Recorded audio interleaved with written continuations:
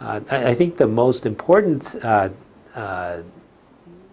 understanding that policymakers need to have about English language learners is that while the challenge of the Common Core is in setting a high bar and trying to be in some ways realistic if we are to really have college career readiness goals, that the bar is being set extremely high, and therefore that the challenges for English language learners is especially going to be challenging because they have traditionally been challenged by meeting standards, both for reasons of language as well as the poverty that often accompanies their status as English language learners.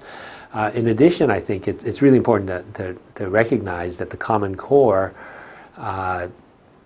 really has a lot more expectations around language, around the use of language to explain, to argue, to display knowledge in very complex ways. And so being able to solve a mathematical problem is very is challenging enough.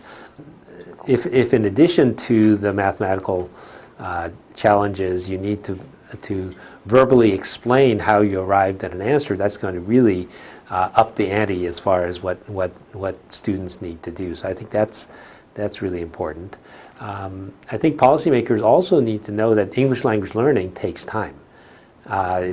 It isn't accomplished in 1 or 2 years. It's frequently, it takes between 4 to 7 years for students, even under the best of circumstances, to develop English language proficiency, especially to meet the kinds of challenges in the Common Core. So I think policymakers need to be realistic in their assumptions. That also means that educators also need to understand this as well, because often educators are not fully aware of the amount of time it takes students to learn English.